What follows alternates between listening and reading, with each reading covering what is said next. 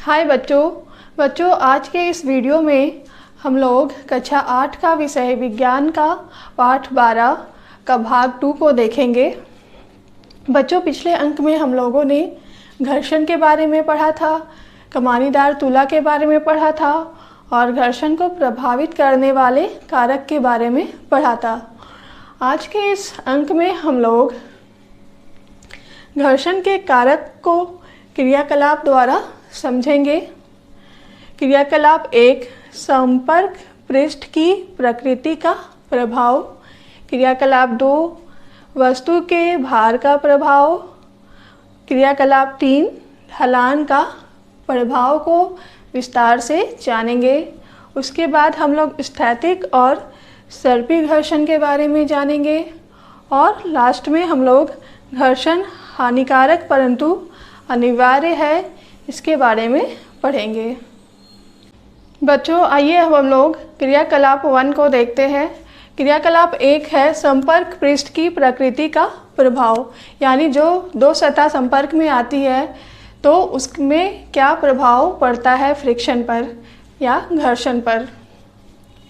इसके लिए आवश्यक सामग्री जो है वो हम लोग के लिए क्या चाहिए, दो एक समान गेंद, मतलब दो एक तरह का गेंद लेंगे।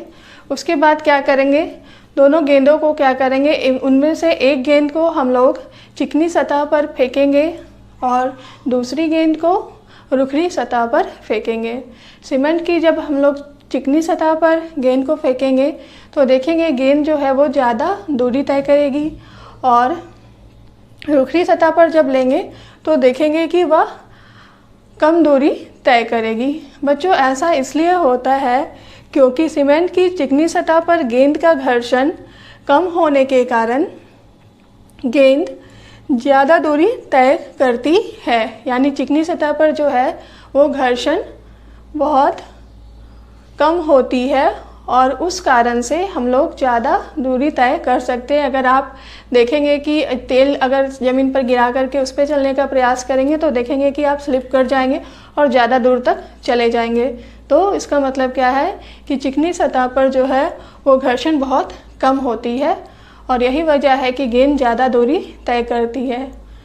लेकिन क्या होता है, जब सीमेंट की रुखरी सतह पर गेंद को जब फेंकते हैं तो क्या होता है कि उस सतह पर क्या होता है, गेंद का घर्षण अधिक होता है और उस कारण से गेंद कम दूरी तय करती है, क्योंकि रुखरी सतह पर क्या होगा, इंटरलॉकिंग फोर्स क्या होगा, वो ज़्यादा हो जाएगा, उसको ज़्यादा मजबूती से वो पकड़ लेगा और इसलिए वह जो है वो ज़्यादा दूरी तय नहीं कर पाएगी। यही कारण है कि हम अपने चप्पल में देख सकते हैं उसके पीछे जो है वो रुखरा सतह बनाया रहता है ताकि हमें चलने में आसानी हो जाए। अगर वही चिकना अगर चप्पल रहेगा तो क्या होगा, हम लोग स्लिप करके गिर जाएंगे क्योंकि उसमें घर्षण अधिक हो जाता है। अब क्रियाकलाप 2 हम लोग देखते हैं। क्रियाकलाप 2 है वस्तु के भार का प्रभाव, मतलब वजन का क्या प्रभाव पड़ता है घर्षण पर। इसके लिए आवश्यक सामग्री है मध्यम आकार की पुस्तकें। हम लोग क्या करेंगे, मध्यम आकार की कुछ पुस्तकें लेंगे और उसे ढकेलना शुरू करेंगे। देख सकते हैं आप ऐसे यहाँ से फिगर में कि देखिए यहाँ पे एक बच्चा जो है वो एक पुस्तक को ढकेल रहा है।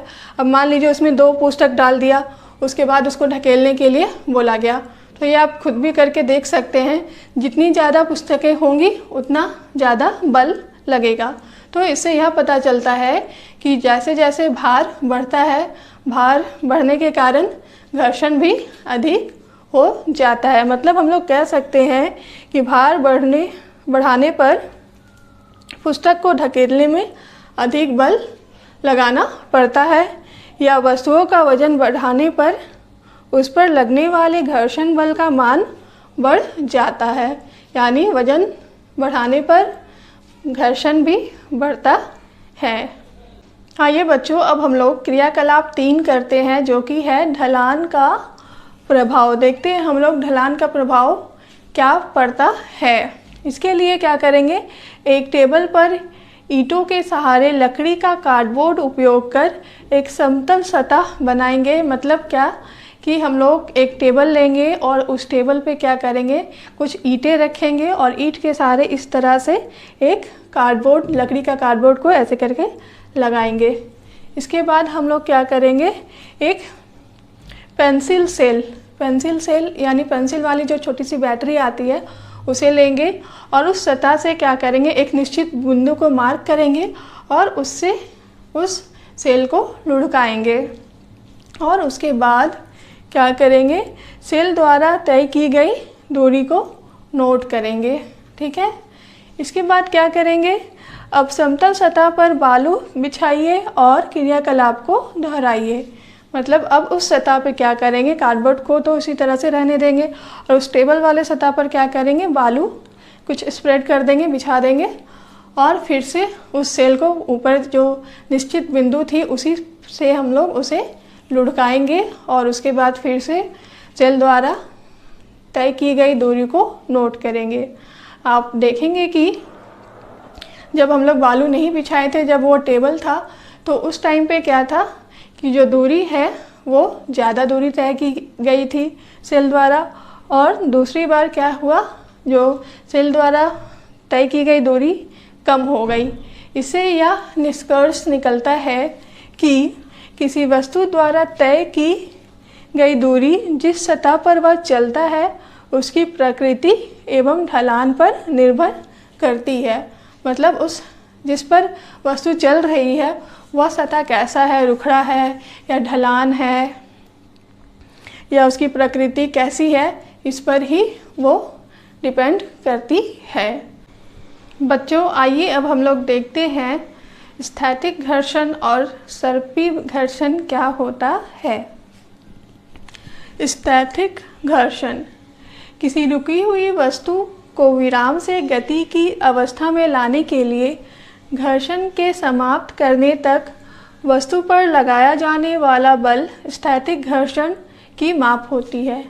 यानी क्या होता है, अगर कोई वस्तु है उसे रोकना है तो उस पर जब बल लगाते हैं तो क्या होता है, वह विराम तक लाने के लिए वह बल जो उसमें लगाया जाता है वह क्या होता है, स्थैतिक घर्षण का माप होता है।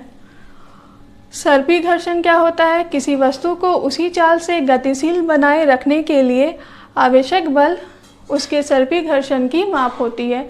मतलब अगर कोई वस्तु गति पहले से ही कर रही है तो उसी गति में उसको मेंटेन करने के लिए, ताकि वो उसी गति से मूव करती रहे, तो उस वक्त जो बल लगाई जाती है वह होती है सर्पी घर्षण। बच्चों, सर्पी घर्षण जो है वह स्थैतिक घर्षण से कम होती है, क्योंकि हमें पता है जब भी हम लोग कोई वस्तु को जब सरकाते हैं तो क्या होता है, सरकाने के टाइम पे वस्तु को इतना टाइम नहीं मिल पाता है कि वह उसके सतह पर इंटरलॉकिंग फोर्स जो है वो ज़्यादा हो सके, उसे उतना कस के पकड़ सके, वो सरकता ही जाता है।